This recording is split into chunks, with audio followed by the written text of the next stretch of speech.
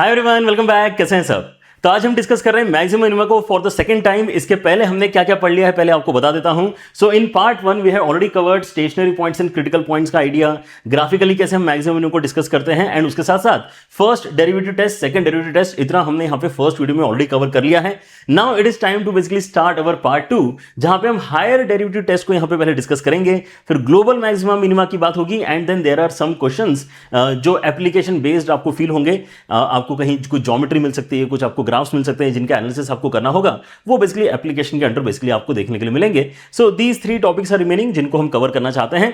So let's get started. आपका यहाँ पर बच्चों जो मेन आइडिया है आज का, that is definitely higher derivative test. आपने नोटिस किया होगा कि जब हम सेकंड डेरिवेटिव टेस्ट पढ़ रहे थे तो उसके अंदर एक चीज मेंशन थी कि जब भी आपका डबल डेरिवेटिव का वैल्यू किसी भी क्रिटिकल पॉइंट के ऊपर 0 के बराबर आ जाता है, then second derivative test actually fails, and because of that हमें यहाँ पे हायर डेरिवेटिव टेस्ट के लिए रेडी रहना पड़ेगा फॉर दोज सिनेरियोज। ठीक है ना? सो nth डेरिवेटिव टेस्ट हम यहाँ पे जो पढ़ रहे हैं, इसका मतलब क्या है कि आपको जरूरत पड़ने पे अगर थर्ड डेरिवेटिव तक जाना पड़ रहा है तो थर्ड तक जाओ, फोर्थ तक जाना पड़ रहा है तो फोर्थ तक जाओ, फिफ्थ तक जाना पड़ रहा है तो फिफ्थ तक जाओ। आप यहाँ पे क्या करोगे? आप यहाँ पे nth डेरिवेटिव टेस्ट के अंदर इन जनरल सारे पॉइंट्स यहाँ पे याद रखोगे। ठीक है ना? फिर डिपेंडिंग अपॉन कि आपको यहाँ पे फिफ्थ तक जाने की जरूरत पड़ रही है तो you will call it fifth derivative test. अगर आपको सिक्स्थ तक जाने की जरूरत पड़ रही है तो आपको बोलना पड़ेगा कि आपने सिक्स्थ डेरिवेटिव टेस्ट अप्लाई किया है। राइट? अब कौन सा टेस्ट अप्लाई करना है ये कैसे पता चलता है? Let us start from there. So देखो, सबसे कहानी आपकी जो बिगिन होती है, सबसे पहले जहां से बिगिन होती है वो क्या है कि हमें मैक्सिमम मिनिमा निकालना है। ठीक है ना? कोई हमें यहाँ पे अगर मैक्सिमम मिनिमा निकालने के लिए देता है और हमें यहाँ पे अगर डिफरेंशिएबल फंक्शन देता है तो हम डेरिवेटिव इक्वल टू 0 करते हैं। ठीक है ना? अब डेरिवेटिव इक्वल टू 0 करके हमारे पास में क्या आता है? हमारे पास में जो आता है पॉइंट, लेट से वो आया x इक्वल टू a। इसको हम क्या कह रहे हैं? Critical point. x equal to a हमारा आ गया क्रिटिकल पॉइंट, है ना? ये कैसा है? f dash x equal to 0 वाली इक्वेशन का कोई एक रूट है। लेकिन अब ये तो 0 है ही है ना? f डैश a का जो वैल्यू है वो तो आपको 0 मिल ही रहा है, लेकिन फिर आप देखते हो कि चलो अब यहाँ पे मैक्सिमा है या मिनिमा है पता करने के लिए मैं सेकंड डेरिवेटिव निकाल के उसके अंदर ये वैल्यू डालने की कोशिश करता हूं। तो आप नोटिस करते हो कि नहीं यार, ये वैल्यू भी आपकी क्या आ गई? 0 के बराबर आ गई। आपने बोला कि नहीं कोई बात नहीं, फिर मैं इसका नेक्स्ट जो डेरिवेटिव है उसको क्या करूंगा? यहाँ पे कैलकुलेट करके उसके अंदर a डालने की कोशिश करता हूं। वहां पर भी आपने नोटिस किया कि यहां पर भी आपका जो है वैल्यू 0 आ गया, एंड आप ऐसा करते जा रहे हो। आप इस उम्मीद में कि यार कभी ना कभी तो मुझे नॉन जीरो क्वांटिटी a डाल के मिलेगी। आप यहाँ पे डेरिवेटिव लेते जा रहे हो, उसके अंदर बेसिकली a डालते जा रहे हो, आपको हर बार निराशा मिल रही है, एंड ऐसा हुआ बेसिकली n-1th डेरिवेटिव तक। लेकिन फॉर द फर्स्ट टाइम जब आपने nth डेरिवेटिव निकाला तो उस एक्सप्रेशन के अंदर जब आपने a डाला है तो आपको क्या मिला है? नॉन जीरो क्वांटिटी मिली है। ठीक है ना? So that is where we define कि हमारा कौन सा level of derivative test applicable होने वाला है। ठीक है ना? जब आपको सबसे पहली बार कोई डेरिवेटिव के अंदर क्रिटिकल पॉइंट डालकर नॉन जीरो वैल्यू मिली है, वो आपका लेवल है डेरिवेटिव टेस्ट का। ठीक है? ये है आपकी कहानी। पहली बात तो ये समझो। ठीक है ना? बिकॉज हम करेंगे यहां पर कुछ सिंपल क्वेश्चंस भी करते हैं। इनफैक्ट मैं आपको एक क्वेश्चन दिखाई देता हूं। ठीक है ना? Rather than basically moving on and discussing what the theoretical points are, हम एक सिंपल क्वेश्चन से साथ में हम डिस्कशन करना स्टार्ट कर ही देते हैं। ठीक है ना? जैसे एफ एक्स अगर आपको एक्स क्यूब के बराबर अगर कोई देता है तो आप क्या नोटिस करते हो यहाँ पे कि मैं एफ डैश एक्स कैलकुलेट करूंगा तो 3x² आएगा। F dash X equal to 0 अगर मैं यहाँ पे करता हूं तो मुझे x इक्वल टू 0 मिलता है, तो ये क्या हो गया? हमारा क्रिटिकल पॉइंट हो गया। अब इसके ऊपर मैं देखना चाहता हूं कि मेरे पास में मैक्सिमा आएगा या मिनिमा आएगा। सो हम क्या करेंगे? इसके अंदर सेकंड डेरिवेटिव टेस्ट के बारे में सोचेंगे। क्यों? क्योंकि अभी हमें पता ही नहीं है ना कि वो फेल होगा कि नहीं होगा। तो हम क्या करेंगे? सेकंड डेरिवेटिव टेस्ट के लिए सेकंड डेरिवेटिव कैलकुलेट करेंगे, तो आ जाएगा आपका 6x। लेकिन जब ये क्रिटिकल पॉइंट इस वैल्यू में डलता है, सेकंड डेरिवेटिव की वैल्यू निकलती है, तो वो कितनी आ जाती है? 6 इंटू 0 मतलब 0 के बराबर आ जाती है।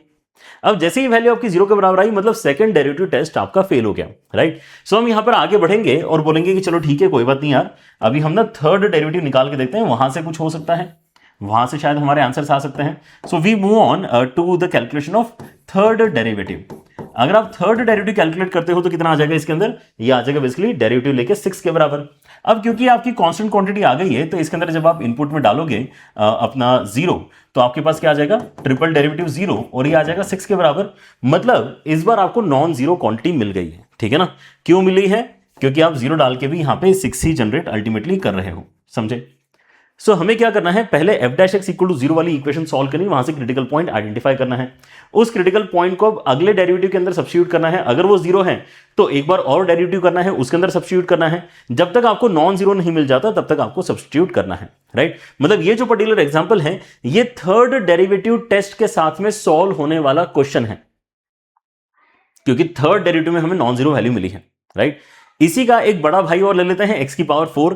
x की पावर 4 अगर मैं यहां पे लेता हूं तो आपको यहां पे फिर से वही काम करना है, and then f dash x अगर आप कैलकुलेट करते हो तो आपको 4x क्यूब मिलेगा इक्वल टू 0। अगर आप करते हो तो यहां पर भी आपको जो क्रिटिकल पॉइंट मिला है that is basically x equal to 0, ठीक है ना। अच्छा, अब यहां पर क्या होगा, आप अगर इसका सेकंड डेरिवेटिव निकालते हो तो ये आ जाएगा आपका कितना 12x स्क्वायर के बराबर, और अगर सेकंड डेरिवेटिव पे आप अगर 0 डाल के वैल्यू कैलकुलेट करोगे तो ये आ जाएगा 0। मतलब सेकंड डेरिवेटिव टेस्ट तो आपका फेल हो गया। क्या हुआ है, सेकंड डेरिवेटिव टेस्ट आपका फेल हो गया, ठीक है ना। तो आपको क्या लगता है कि ये दोनों क्वेश्चंस आपके सेम आंसर देंगे? कई सारे बच्चों को ऐसा लगता है, कई सारे बच्चों को ऐसा लगता है कि अच्छा यहां पर भी सेकंड डेरिवेटिव टेस्ट फेल हुआ है तो यहां पे इन्फ्लेक्शन पॉइंट आएगा। बताता हूं क्या है इन्फ्लेक्शन पॉइंट, बट ऐसा है बच्चों के अंदर मिसकंसेप्शन। एंड यहां पर भी क्या होगा, यहां पर भी इन्फ्लेक्शन पॉइंट आएगा। क्यों? क्योंकि यहां पे आपका सेकंड डेरिवेटिव टेस्ट फेल हो गया। नहीं, ऐसा नहीं होता है, ऐसा नहीं होता है, ठीक है ना। आप यहां पे क्या करो, अभी जो थ्योरी है उसको आगे कंटिन्यू करो। आप ये बोलो कि अच्छा ठीक है सेकंड डेरिवेटिव टेस्ट अब यहां पे फेल हुआ है, let me check what is the third derivative. So third derivative अगर आप यहां पे देखते हैं then that comes out to be equal to 24x, है ना। इसको डिफरेंशिएट करोगे तो ये आ जाएगा 24x के बराबर। अब आपको इसके अंदर भी क्या करना है, जीरो इनपुट में डालना है। सो ट्रिपल डेरिवेटिव जीरो अगर आप निकालोगे तो इस बार ये भी जीरो आ गया। मतलब ये आपका थर्ड डेरिवेटिव टेस्ट से सॉल्व होने वाला क्वेश्चन नहीं है, क्योंकि अभी भी आपको नॉन जीरो वैल्यू नहीं मिली है। And now if you calculate the fourth derivative, this is where you are going to get a constant.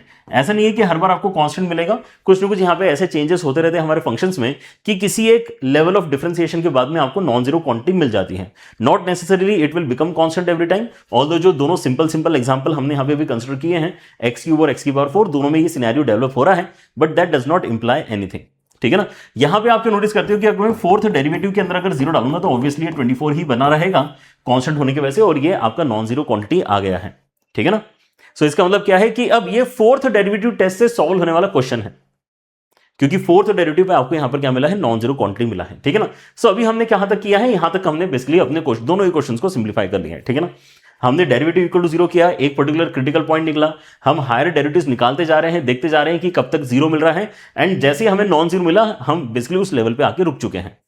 अब आपको यहां पे देखने के लिए मिलेगा कि या तो आप इवन लेवल पे जाके रुके हो या फिर ऑड लेवल पे जाके रुके हो, ठीक है ना। तो एक्स क्यूब वाला जो आपका यहां पे डिस्कशन है वो ऑड लेवल पे जाके रुका है। ऑड डेरिवेटिव जो थर्ड डेरिवेटिव है वो आपका यहां पे नॉन जीरो आया है, जबकि एक्स की पावर 4 जो है वो आपका इवन डेरिवेटिव पे जाके नॉन जीरो आया है फॉर द फर्स्ट टाइम, ठीक है ना। सो इसका मतलब क्या है कि आपका जो एक्स क्यूब है वो नीचे वाले इन्फरेंसेस को कहीं ना कहीं यूज करने वाला है, और जो आपका यहां पे फोर्थ डेरिवेटिव वाला आपका एग्जांपल है एक्स की पावर 4, वो ऊपर वाले दोनों इन्फरेंसेस को कहीं ना कहीं इस्तेमाल करने वाला है, ठीक है। सो आप ये नोटिस करते हो कि इवन के केस में अगर आप यहां पे फोर्थ डेरिवेटिव को लेके चलते हो, है ना, और वो अगर आपको पॉजिटिव मिलता है, मतलब ये पॉइंट आपका गारंटी से मिनिमा होना चाहिए, जो कि हमें यहां पे मिल रहा है। फोर्थ डेरिवेटिव हमने कितना निकाल रखा है, 24 के बराबर निकाल के रखा है, ठीक है ना, क्योंकि ये आपका पॉजिटिव आया है। तो इसका कंक्लूजन क्या है, इसका कंक्लूजन है कि ये इसका कंक्लूजन ये है कि ये मिनिमा का पॉइंट है आपका। इस पॉइंट पे आके, है ना, इस लेवल पे आके वी कैन कंक्लूड दिस कि आपके मिनिमा का पॉइंट है। मतलब जहां पे सेकंड डेरिवेटिव टेस्ट फेल होता है वहां पर तब भी मिनिमा आ सकता है, जैसे कि इस क्वेश्चन में एक्चुअली आ रहा है। वो हमें पता कब चला, फोर्थ डेरिवेटिव जाके हमें एक्चुअली पता चला है, राइट। अच्छा, अगर यहीं पे कैलकुलेट करते समय अगर आपका जो फोर्थ डेरिवेटिव है वो अगर नेगेटिव आया होता, जो कि हमारे एग्जाम्पल में तो नहीं आया है, हमारे एग्जाम्पल में तो पॉजिटिव 24 बना है, ठीक है ना, लेकिन अगर नेगेटिव आया होता तो हमारा कंक्लूजन होता कि यार इसका मतलब आपने जो पॉइंट डिस्कशन में उठाया है वो एक्चुअली मैक्सिमा वाला लोकेशन है, राइट। मतलब आपका मैक्सिमम मिनिमा दोनों बनने के चांसेस हैं, डिपेंड करता है कि पॉजिटिव आया है तो मिनिमा, नेगेटिव आया है तो maxima. This is totally in line with the second derivative test. Second derivative test भी अल्टीमेटली क्या है, इसका मतलब इवन है ना यार, इवन डेरिवेटिव टेस्ट है। Second derivative test is also even derivative test, ठीक है ना। तो उसके अंदर भी यही होता है कि सेकंड डेरिवेटिव अगर आपका पॉजिटिव है तो मिनिमा आता है, नेगेटिव है तो मैक्सिमा आता है। तो आप उसी आइडिया को आगे एक्स्ट्रापोलेट कर सकते हो, है ना, एक्सटेंड कर सकते हो for fourth derivative test also. Similarly for sixth, eighth, 10th derivative आपको इसी तरह से मैक्सिमम मिनिमा कहीं ना कहीं मिलने वाले हैं। लेकिन अगर आपको ऑड लेवल पे आके अपना डेरिवेटिव टेस्ट लगाने की जरूरत पड़ रही है देन आपके पास में इन्फ्लेक्शन पॉइंट आता है, ठीक है ना। हर बार इन्फ्लेक्शन पॉइंट नहीं आता है, जब भी ऑड लेवल पे जाके आपको यहां पे कंक्लूड करने की जरूरत पड़ती है तो आपको इन्फ्लेक्शन पॉइंट कहीं ना कहीं नजर आ रहा होता है। एंड उस पॉइंट पे आप नोटिस करते हो कि आपका ग्राफ जो है या तो इंक्रीजिंग नेचर का होता है या फिर डिक्रीजिंग नेचर का होता है। तो अगर आपका जो थर्ड डेरिवेटिव, जैसे कि यहाँ पे आपका ऑड डेरिवेटिव क्या हो सकता है, थर्ड डेरिवेटिव, जो कहाँ पे एग्जिस्ट किया है, एक्स क्यूब के डिस्कशन में एग्जिस्ट किया है, ठीक है ना। अगर वो पॉजिटिव है, थर्ड डेरिवेटिव अगर आपका पॉजिटिव है, तो आपका जो फंक्शन है वो कैसा रहेगा, इंक्रीजिंग रहेगा, राइट। ये इन लाइन है विद द फर्स्ट डेरिवेटिव जो हम लेते हैं। जो आपका एफ डैश एक्स है वो अगर पॉजिटिव होता है तो क्या होता है, एफ डैश एक्स अगर पॉजिटिव होता है तो आपका फंक्शन इंक्रीजिंग होता है, और एफ डैश एक्स अगर आपका नेगेटिव होता है तो फंक्शन आपका डिक्रीजिंग होता है, ठीक है ना। तो ये फिर से आपको एफ डैश एक्स के साथ में चीजें अलाइन होते हुए नजर आ रही हैं, एंड ये आपको सेकंड डेरिवेटिव वाले थॉट के साथ में चीजें अलाइन होते हुए नजर आनी चाहिए, ठीक है ना। सो इन्फ्लेक्शन पॉइंट आ सकता है। इन्फ्लेक्शन पॉइंट क्या होता है, उसके लिए हम इस चीज का फिगर बना के देख सकते हैं। एक्स क्यूब का फिगर हालांकि हमने पिछले लेक्चर में भी बनाया है, एंड आप लोगों को भी यहां पे कई बार देखने के लिए मिल चुका होगा अभी तक। द आइडिया इज कि भाई एक्स क्यूब के ग्राफ में जो हो रहा है उसको थोड़ा सा यहां पे नोटिस करो। आप यहां पे नोटिस करते हो कि आपका ग्राफ इस तरह से इंक्रीज करते हुए ऊपर जा रहा है, बट जीरो पे आके क्या हुआ था, जीरो पे आके उसका डेरिवेटिव जीरो बना था। तो डेरिवेटिव क्योंकि आपका जीरो बना है, इसलिए हमें लग रहा था कि यार कुछ तो अच्छा यहां पे पॉइंट बन सकता है, लेकिन ग्राफ ने हमें बड़ा, है ना, यहां पे धोखा दिया। उसने क्या बोला, उसने बोला कि यार मैं पहले भी इंक्रीज ही करूंगा, बाद में भी इंक्रीज ही करूंगा, है ना, क्योंकि इंक्रीज करके फिर डिक्रीज करना स्टार्ट करता तो यहां पे मैक्सिमम आता, लेकिन वो क्योंकि फर्दर इंक्रीज ही करता रह गया। इसका मतलब ये क्या हो गया, आपका इन्फ्लेक्शन पॉइंट हो गया। इन्फ्लेक्शन पॉइंट पे हालांकि जो डिस्कशन होना चाहिए वो किस चीज का होना चाहिए, कर्वेचर का होना चाहिए। ये चीज भी डिटेल में हम अलग से डिस्कस करेंगे, एक अलग से वीडियो में डिस्कस करेंगे। कर्वेचर बेसिकली क्या होता है, कर्वेचर आप देख सकते हो कि यहां पर अगर आप देखोगे ना, तो it gives you feeling of convex surface, है ना। आपने यहां पे फिजिक्स के अंदर रे ऑप्टिक्स के अंदर पढ़ा हुआ होगा, ठीक है ना। आपका कॉन्वेक्स मिरर, कॉन्केव मिरर होता है, ठीक है ना। सो अगर ऊपर से आपकी सनलाइट आ रही है तो इस सरफेस से टकरा के वो कैसा फील करेगी सनलाइट, कि वो कॉन्वेक्स सरफेस को हिट कर रही है, और इस सरफेस को हिट करके कैसा फील करेगी, जैसे वो कॉन्केव सरफेस को हिट कर रही है, ठीक है ना। सो हमेशा इमेजिन करना है कि ऊपर से आपकी लाइट गिर रही है, राइट। सो आपका जो पॉइंट ऑफ इन्फ्लेक्शन होता है वो क्या होता है, point of inflection basically is that point जहां पे आपका कर्वेचर चेंज हो रहा होता है। क्या होता है, कर्वेचर चेंज हो रहा होता है, ठीक है ना। ऑलराइट, इसके ऊपर अलग से डिस्कशन इसलिए चाहिए बिकॉज यहां पर भी कई बार मिसकंसेप्शन डेवलप हो जाते हैं। Just because of this one single example आपको लगता है कि जहां पे डेरिवेटिव इक्वल टू जीरो है वहीं पर इन्फ्लेक्शन पॉइंट आता है, ऐसा नहीं है, ठीक है ना। इन्फ्लेक्शन पॉइंट की पहचान ये है कि आपका कर्वेचर चेंज होना चाहिए। अगर कर्वेचर चेंज हुआ है then that is an inflection point, no doubt about it.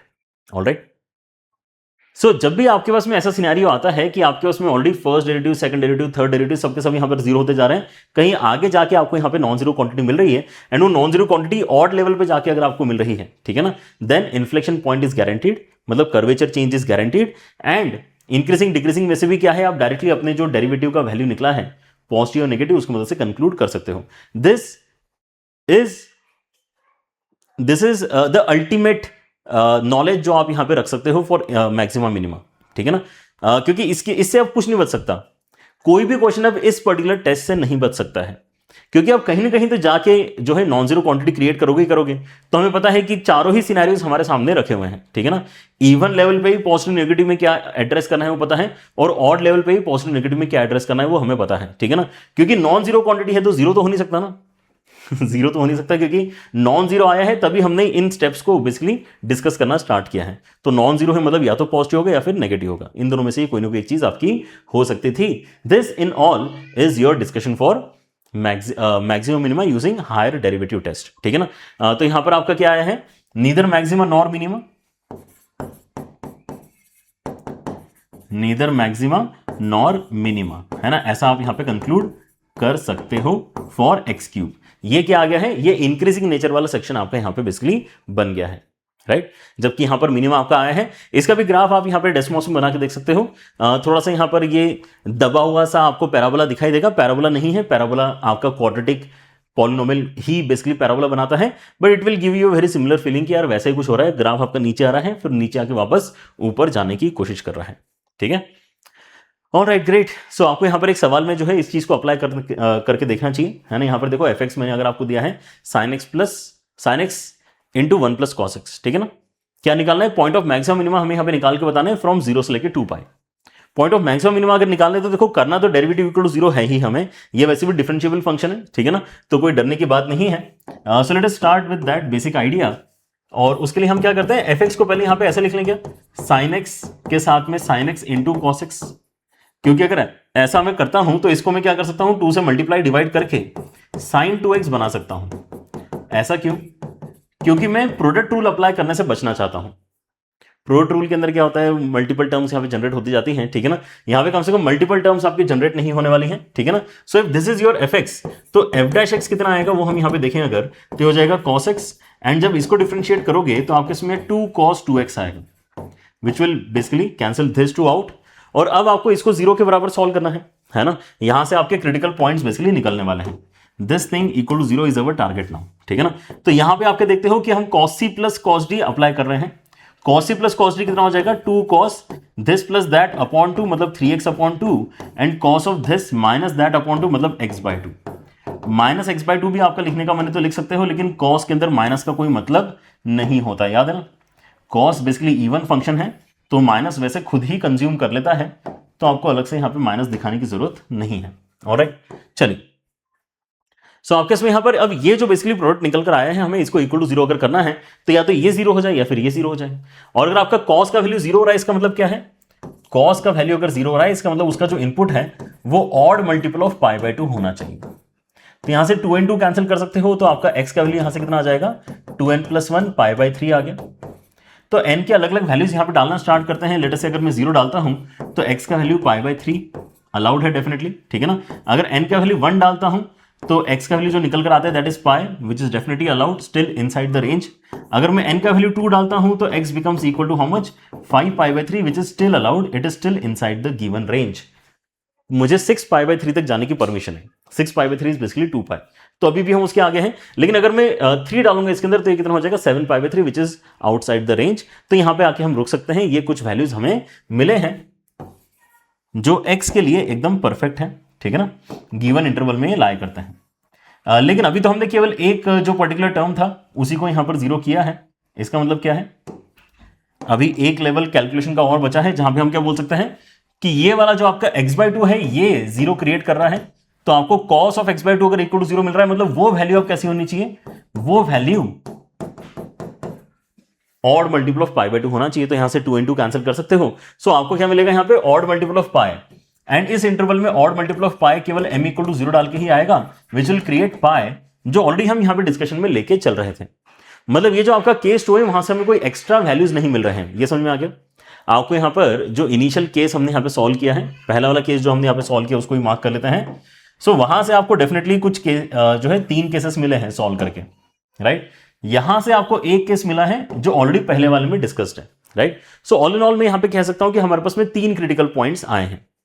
तो जैसे हम इसके पहले एक सिंगल क्रिटिकल पॉइंट के साथ में आगे बढ़ के अपनी कैलकुलेशन कर रहे थे, वैसा इस क्वेश्चन में हमें 3 क्रिटिकल पॉइंट्स पे अलग अलग डिस्कशंस करने होंगे।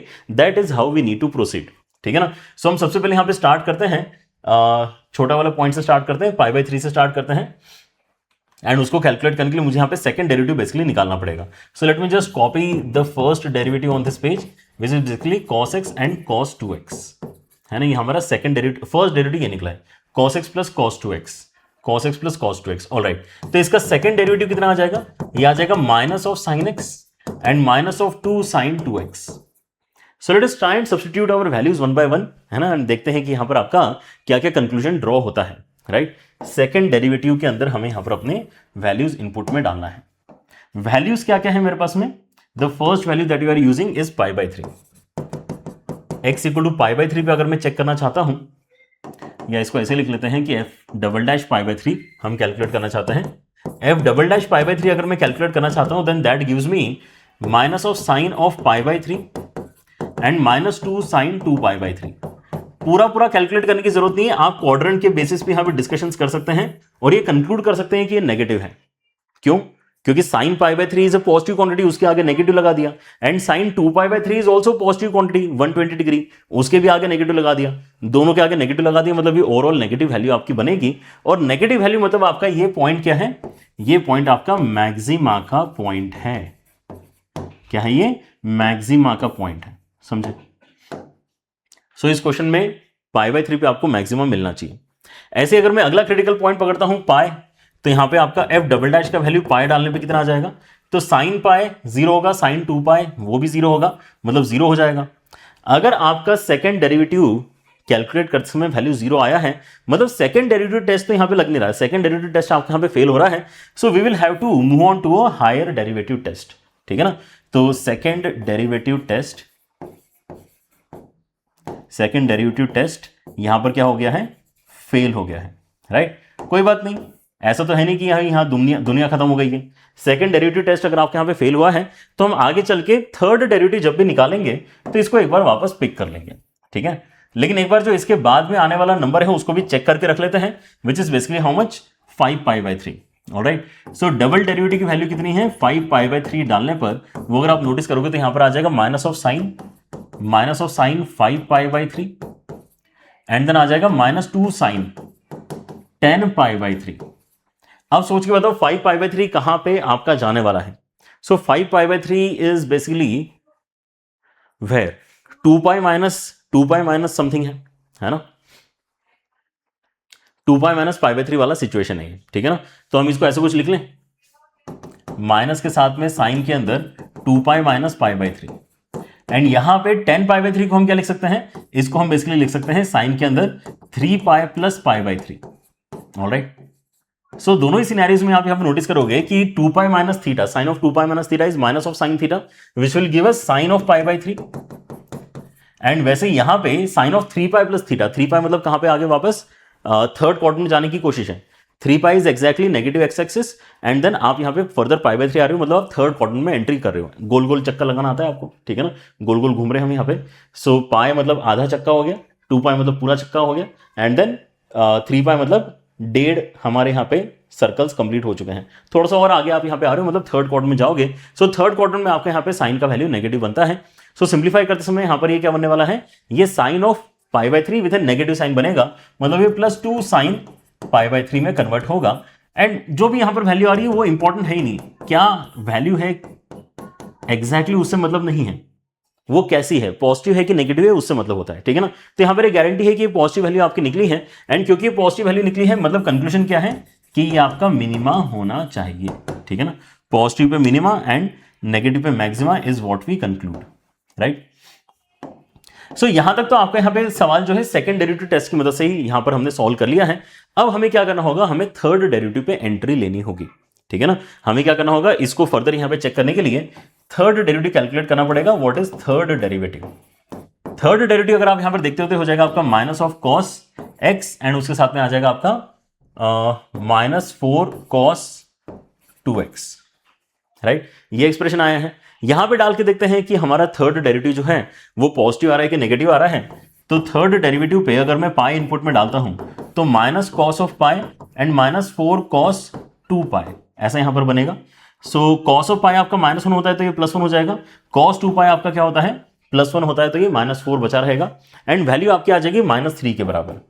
अब क्योंकि यहां पे आपको नॉन जीरो क्वांटिटी मिल गई है, मतलब ये जो आपका क्रिटिकल पॉइंट है, ये जो आपका क्रिटिकल पॉइंट है, ये सेकंड डेरिवेटिव टेस्ट से आंसर नहीं दे पा रहा है, लेकिन थर्ड डेरिवेटिव टेस्ट से ही आंसर आपको दे पाएगा, क्योंकि ये odd level of derivative test में यहां पर जो है आगे प्रोसीड करना चाह रहे हैं। इसका मतलब कहीं ना कहीं इन्फ्लेक्शन पॉइंट की गारंटी है और क्योंकि नेगेटिव है इसलिए डिक्रीजिंग होगा, ये भी हम बता सकते हैं, ठीक है ना। तो आपको यहां पर कंक्लूजन कैसे देना है, क्योंकि ये नेगेटिव है इसलिए इन्फ्लेक्शन पॉइंट तो आएगा ही, इन्फ्लेक्शन पॉइंट तो आपको मिलने ही वाला है एंड साथ ही साथ डिक्रीजिंग भी रहेगा फंक्शन, इस बात की भी आपकी गारंटी है क्योंकि नेगेटिव वैल्यू आपको मिल रही है, ठीक है ना। सो इस तरह से आपको यहां पर एक एक क्रिटिकल पॉइंट के ऊपर एनालिसिस करना है। ऐसा नहीं होता कि किसी एक फंक्शन में आपको यहां पे किसी एक लेवल तक जाने की जरूरत पड़ेगी, नहीं, वो डिपेंड करता है कि उस फंक्शन के क्रिटिकल पॉइंट पे आपको कितना आगे जाना पड़ रहा है। जैसे ये जो π/3 और 5π/3 वाला क्रिटिकल पॉइंट है, ये तो सेकंड डेरिवेटिव टेस्ट की मदद से ही आंसर बता पा रहे हैं, लेकिन ये जो पाई वाला क्रिटिकल पॉइंट है ये थर्ड डेरिवेटिव टेस्ट पे जाके अपना फाइनल आंसर बता रहा है। So this level of nth derivative basically changes with critical point. ये किसी एक फंक्शन के लिए फिक्स नहीं होता है, ऐसा नहीं कि यार इस फंक्शन का आंसर हमारा थर्ड डेरिवेटिव से आया है, इस फंक्शन का आंसर हमारा फोर्थ डेरिवेटिव से आया, ऐसा नहीं है, ठीक है ना। उस क्रिटिकल पॉइंट के बारे में हम गारंटी दे सकते हैं कि वो क्रिटिकल पॉइंट का एनालिसिस करने के लिए हमें कितने लेवल के डेरिवेटिव तक जाना पड़ा है, ठीक है ना। चलिए, so this was a good question जिसके अंदर हमें यहाँ पे तीन पॉइंट्स को यहाँ पे डिस्कस करना था। And now let us move on to our next topic which is global maxima and global minima. बहुत ही सिंपल टॉपिक है।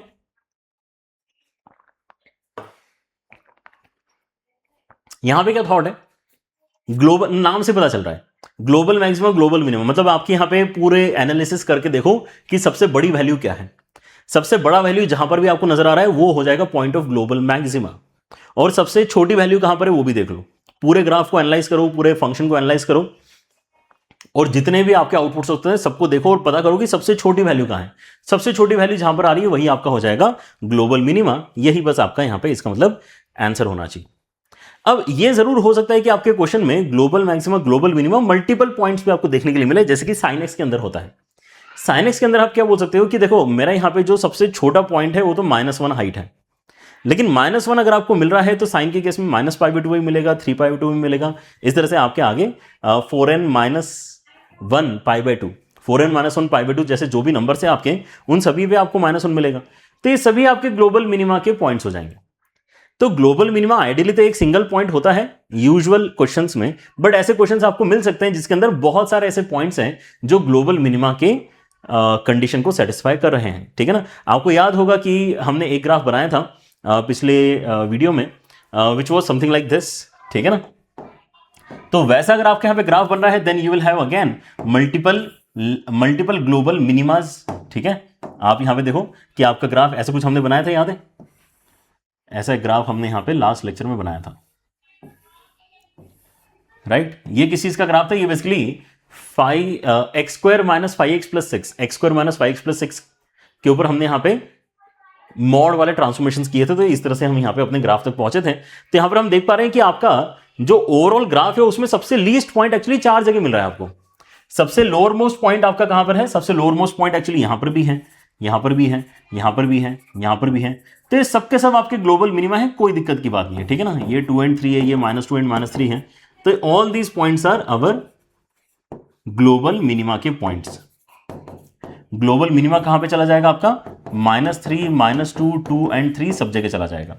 ग्लोबल मैक्सिमा के लेकिन अगर हम यहां पर बात करते तो आप रियलाइज करोगे कि यार प्रॉब्लम है, क्योंकि ग्राफ आपका रुक ही नहीं रहा है, ग्राफ तो आपका ऊपर ही ऊपर जा रहा है, राइट? इसलिए यहां पे ग्लोबल मैक्सिमा को हमें बोलना पड़ेगा कि यार it does not exist. That's why in bracket it is given कि इफ इट एग्जिस्ट, अगर ऐसा हो पा रहा है तो आप यहां पे ग्लोबल मैक्सिमा और ग्लोबल मिनिमा इस तरीके से डिफाइन करते हो। नहीं हो पा रहा है तो डरने की बात नहीं है, बोल दो कि नहीं है, इस क्वेश्चन में ग्लोबल मैक्सिमा नहीं है, ये इन्फिनिटी तक जा रहा है। तो हम ऐसा कोई पॉइंट नहीं बता सकते हैं कि यार इसका ग्लोबल मैक्सिमा कितना होगा, मत बताओ। Global maxima does not exist, ऐसा आप बोल सकते हो। ठीक है ना। ठीक है। लेकिन ये तो तब भी इजी है डिस्कशन जहां पर आपको दिख रही है कि चीजें रुक नहीं रही। जैसे x² है, x² के भी ग्राफ में मैक्सिमा कहां आ रहा है, हमें क्या पता मैक्सिमा कहां आ रहा है, वो तो जा रहा है ऊपर तक। ठीक है ना।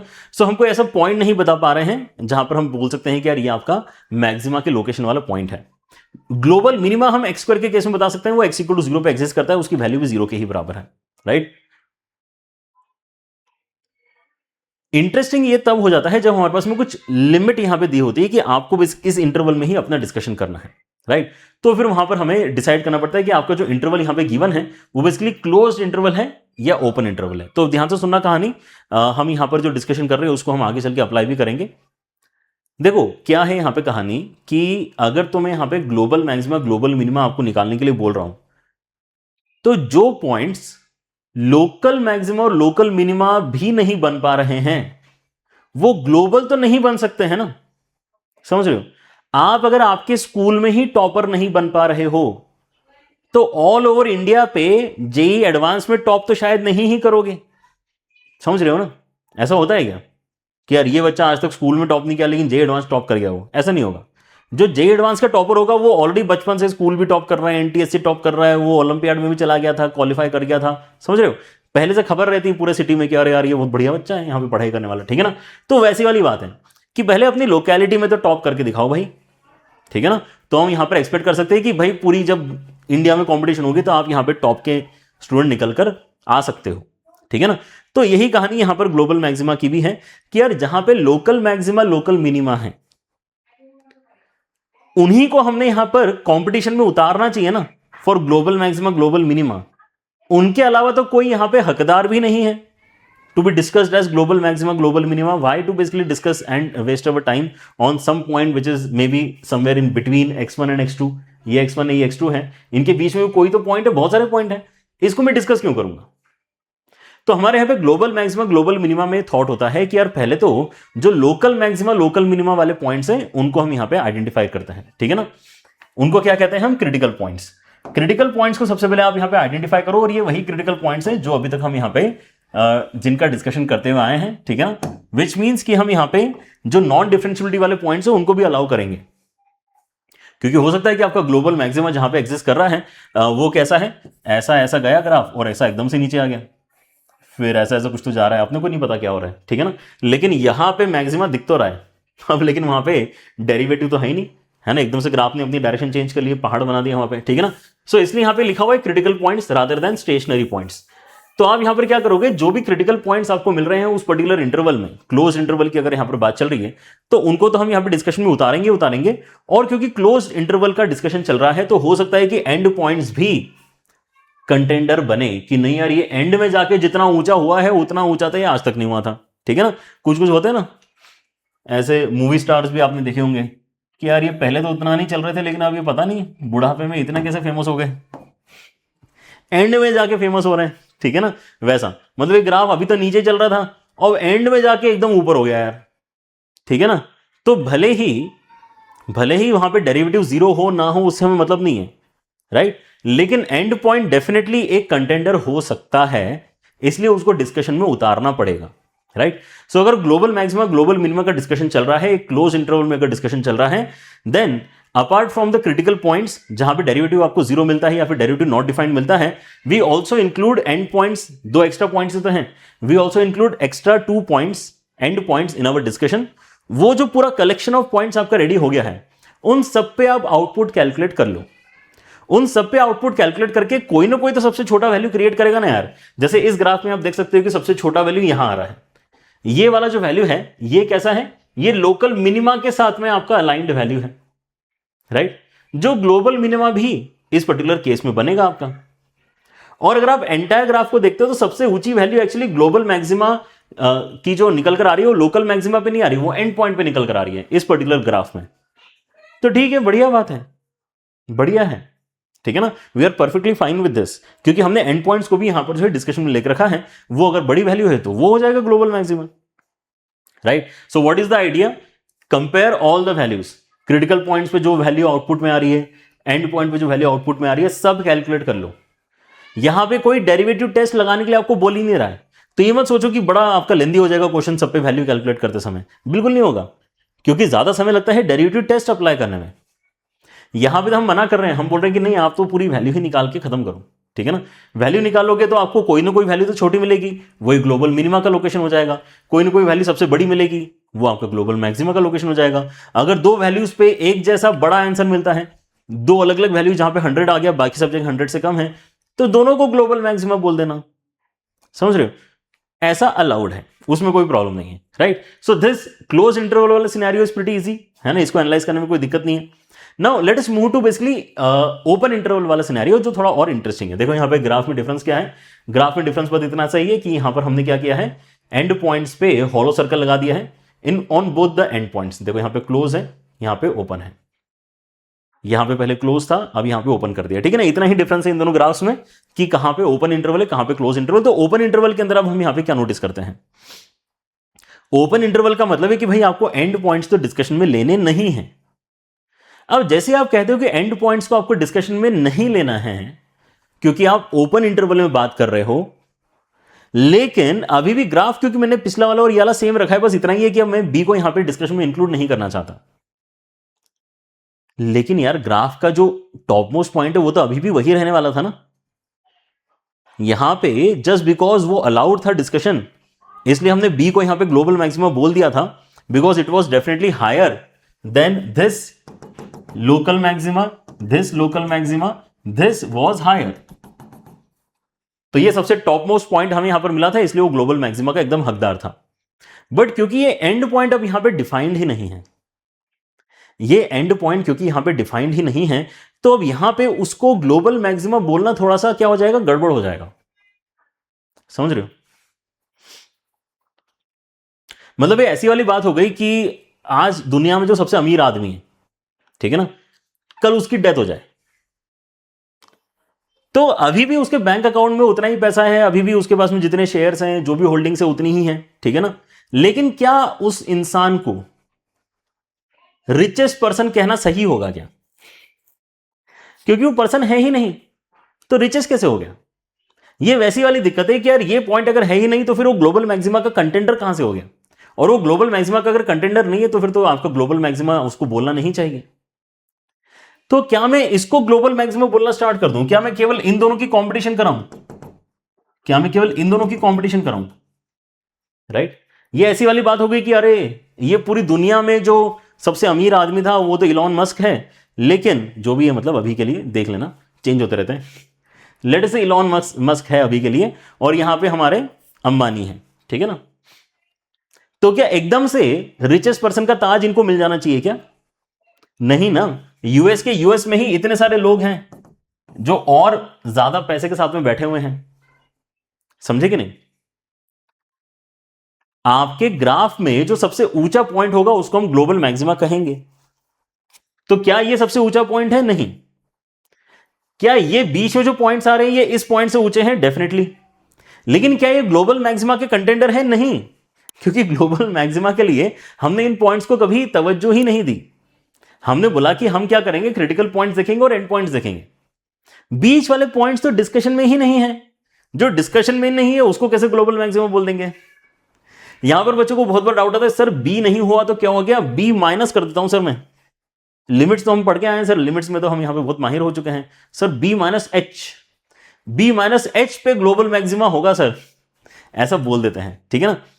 तो देखो प्रॉब्लम वही है कि जो चीज एग्जैक्टली डिफाइंड नहीं होती है उसको आप ऐसे पॉइंट बता नहीं सकते हैं। जैसे यहां पर भी हमने क्या बोला था, ये जो आपका ग्राफ था इसके अंदर मैंने आपको बोला था कि यार global maxima does not exist, ऐसा बोलो इसके अंदर, क्योंकि इंफिनिटी पे जाके मिलेगा यार ये मैक्सिमा आपको। तो आप यहां पे भी लड़ सकते हो कि सर इंफिनिटी बोलो ना, फिर global maxima exist at x equal to infinity.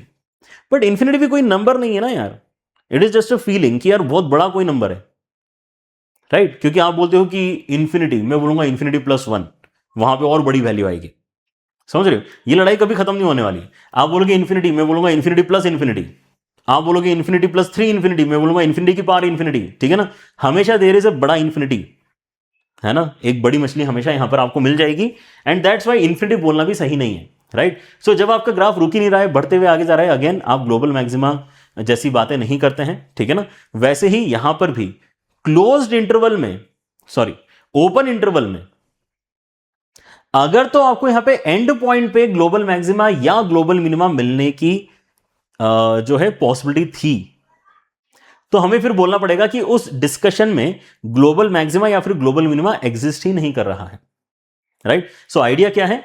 If smallest value is at end point then global maxima does not exist, ऐसा आपको बोलना पड़ेगा। लेकिन इस ग्राफ में अच्छी बात क्या है कि आपका जो यहां पे स्मॉलेस्ट वैल्यू है वो एक्चुअली एंड पॉइंट पे नहीं आ रहा है, वो अभी x1 पे आ रहा है। ये वाली वैल्यू थोड़ी सी ऊपर है, ये वाली वैल्यू और भी नीचे है, राइट? सो सबसे छोटी वैल्यू एक्चुअली x1 पे है। तो इस पर्टिकुलर ग्राफ में ओपन इंटरवल होते हुए भी ग्लोबल मिनिमा तो डिफाइंड है, क्योंकि उस पूरे ग्राफ का लोअर मोस्ट पॉइंट एक्चुअली आप देख सकते हो x1 पे है।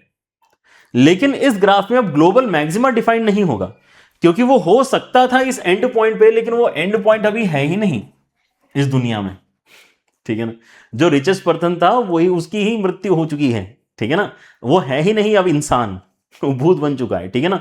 तो रिचेस्ट पर्सन की लिस्ट में उसको रखना सही नहीं होगा, राइट? वैसा आप यहां पे थॉट यहां पे इनकॉर्पोरेट कर सकते हो। एंड व्हेनेवर यू सी कि यार ओपन इंटरवल का डिस्कशन है, तो थोड़ा सा यहां पर सतर्क हो जाना, क्योंकि उसके अंदर डज नॉट एग्जिस्ट वाले आंसर्स आ सकते हैं। लेकिन ऐसा कुछ भी हमने क्लोज इंटरवल में डिस्कस नहीं किया है। मतलब क्लोज इंटरवल में तो आपको हमेशा ही ग्लोबल मैक्सिमा ग्लोबल मिलेगा, मिनिमम मिलेगा ही मिलेगा। अब वो एंड पॉइंट पे मिले चाहे वो क्रिटिकल पॉइंट पे मिले, उससे हमें मतलब नहीं है, बट मिलेगा ही मिलेगा। कोई ना कोई पॉइंट क्लोज इंटरवल में सबसे ऊंचा पॉइंट आपको दिखाई देगा, एंड कोई ना कोई पॉइंट आपको सबसे नीचे वाला पॉइंट दिखाई देगा, इसके अंदर कोई शक नहीं है, ठीक है? क्लियर होता है? चलिए तो हम यहां पर आगे बढ़ते हैं and let us solve one of the questions. यहां पे क्लोज इंटरवल 0 से लेकर 7 की बात करी है, और हमें ग्लोबल मैक्सिमा ग्लोबल मिनिमा इस केस में निकाल कर बताना है, ठीक है ना? तो क्या बड़ी बात है, डेरिवेटिव तो देखो निकालेंगे। क्या निकाला है हमें यहां पे? देखो अब क्रिटिकल पॉइंट्स की हालांकि बात चल रही है, लेकिन क्योंकि ये फंक्शन आपका कैसा है, ये फंक्शन आपका डिफरेंशिएबल है ना, तो critical point is same as stationary points. यहां पे ऐसा वो पहाड़ बन जाएगा, ऐसा सिनेरियो पॉसिबल ही नहीं है, ठीक है ना? सो एफ डैश एक्स को सॉल्व करके इक्वल टू 0 करना है, वहां से जितने पॉइंट्स आ रहे हैं वही आपके फाइनल क्रिटिकल पॉइंट्स भी होंगे, ठीक है ना? यहां से क्या निकाल सकते हैं? 3 कॉमन निकाल सकते हैं। So X square minus 8x plus 15 हो गया। इसको फैक्टराइज करके आपको यहाँ पे x minus 3 into x minus 5 मिल रहा है। इक्वल टू 0 करके आपके जो क्रिटिकल पॉइंट्स है वो क्या क्या आ गए हैं? क्रिटिकल पॉइंट्स आपके 3 एंड 5 के बराबर आ गए हैं, ठीक है ना। एंड पॉइंट्स आपके क्या आ गए हैं, CP is critical point, EP is and point, ठीक है ना। एंड पॉइंट आपके यहां पर है 0 एंड 7। मतलब इस क्वेश्चन में आपको 4 आउटपुट्स कैलकुलेट करने हैं, 3 पे, 5 पे, 0 पे और 7 पे। ये एक बार अगर आप कैलकुलेट कर लेते तो आपको ऑब्वियसली कोई ना कोई बड़ा कोई ना कोई छोटा मिलेगा ना, बस वहीं से आपको ग्लोबल मैक्सिमा ग्लोबल मिनिमा भी मिल जाएगा। समझे क्या, आसान है। चलिए, सो आपका यहां पर जो आइडिया है that is to now calculate. अच्छा, लेकिन एफएक्स कैलकुलेट करते समय आप यहां पे है ना ये चीज सीख लो कि डालने के लिए तो आप सीधे सीधे यहां पर वैल्यूज डालना स्टार्ट कर सकते हो, बट क्यों करना है। अगर आप यहां पे देख रहे हो कि यार थोड़ा यहां पर जो है डेटा ज्यादा कैलकुलेशन में आ जाएगा, 7 का क्यूब करोगे, 7 का स्क्वायर करके 12 मल्टीप्लाई करोगे, लाइफ इजी करो थोड़ी सी, ठीक है ना। जितना आप यहां पे थोड़ा सा कंप्रेस्ड एक्सप्रेशन बना सकते हो आपने बनाने की कोशिश करना चाहिए। अगर आप देखोगे तो यहां से x कॉमन निकाला जा सकता है, तो x square minus 12x plus 45 बनेगा, and x square minus 12x को आप यहां पे x माइनस 6 का होल स्क्वायर लिख सकते हो। साथ में ऑब्वियसली 36 की रिक्वायरमेंट है, तो 36 यहां से पुल आउट कर लो, सो आपको यहां पर क्या 9 बचा हुआ नजर आएगा, ठीक है ना। यहां पे अगर आप एक एक करके वैल्यू इनपुट डालते हो तो आपके लिए ज्यादा इजी रहेगा। अब आप यहां पे fx की वैल्यू अलग अलग पॉइंट्स पे कैलकुलेट करो, ठीक है ना। f की वैल्यू आप यहां पे 0 पे कैलकुलेट करो, 3 पे कैलकुलेट करो, 5 पे कैलकुलेट करो, एंड देन 7 पे कैलकुलेट करो। 0 पे तो ऑब्वियसली आपको 0 मिलेगा, है ना।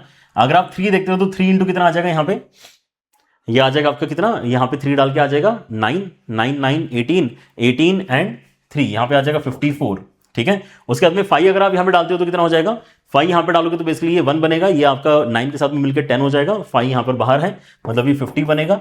एंड अगर आप 7 डालते हो तो अगेन यू विल नोटिस यहां पर ये 1 बनेगा, ये आपका 9 के साथ में मिलकर 10 बनेगा, बाहर 7 है तो ये आपका 70 बनेगा, ठीक है। जैसे ही आपके सामने यहां पे सारे वैल्यूज आ जाते हैं तो आपका काम हो गया। अब आप यहां पे गारंटी से क्या कह सकते हैं, अब आप गारंटी से बता सकते हैं कि भाई आपका जो 0 है वही है पॉइंट ऑफ ग्लोबल मिनिमा। अगर पॉइंट ऑफ ग्लोबल मिनिमा पूछा है तो 0 आपका आंसर है यहां पे। हालांकि value of global minima is also 0, यहां पे मैक्सिमा भी डिस्कशन करना ठीक रहेगा। अगर पॉइंट ऑफ ग्लोबल मैक्सिमा पूछा है तो 7 आंसर होगा। अगर ग्लोबल मैक्सिमा पूछा है या ग्लोबल मैक्सिमम पूछा है कि यार मैक्सिमम वैल्यू बताओ, तो 70 आपको यहां पर बतानी पड़ेगी, ठीक है ना। तो ये है आपका ग्लोबल मैक्सिमा ग्लोबल मिनिमा का डिस्कशन, ठीक है ना। ये ग्लोबल मैक्सिमा है। बस क्वेश्चन में थोड़ा सा ध्यान से देख लेना कि आपसे एग्जैक्टली पूछा क्या है। अरे यार कुछ उल्टा लिख दिया क्या, सो सॉरी। ग्लोबल मिनिमा यहां पर है एंड ग्लोबल मैक्सिमा यहां पर है, ठीक है, राइट। चलिए, सो आपके यहां पर जो थॉट है I guess it is pretty easy and pretty straightforward. आप डेरिवेटिव इक्वल टू 0 कर रहे हैं, जरूरत पड़ती है तो नॉन डिफरेंशिएबल पॉइंट्स को भी हम यहां पे इकट्ठा कर लेंगे, ठीक है ना। क्रिटिकल पॉइंट्स और एंड पॉइंट्स को हमने यहां पे इकट्ठा करके जो भी यहां पे पॉइंट्स अब कलेक्ट कर लिए हैं उन सभी पे हम आउटपुट देख लेंगे। तो जो सबसे छोटा है वहां पे ग्लोबल मिनिमा आ गया, जो सबसे बड़ा है उस पर ग्लोबल मैक्सिमा आपको मिल गया है। डन। चलिए, what about this kind of question, let fx is this quantity be a real valued function if alpha and beta are respectively the minimum and the maximum value of f। fx की minimum और maximum value की बात कर रही है, minimum and the maximum values of f, then alpha square plus 2 beta square is equal to what. So जब भी इस तरह से क्वेश्चन आपसे पूछा गया है कि यार fx की सबसे बड़ी वैल्यू fx की सबसे छोटी वैल्यू, तो obviously they are not looking for local maxima local minima, right. They want बड़ी वैल्यू एंड छोटा वैल्यू, मतलब ये ग्लोबल मैक्सिमा ग्लोबल मिनिमा की बात कर रहे हैं। लेकिन ग्लोबल मैक्सिमा ग्लोबल मिनिमा जैसे कि हमने यहां पे अभी डिस्कस किया है हमेशा इंटरवल्स में डिस्कस होता है, ठीक है ना।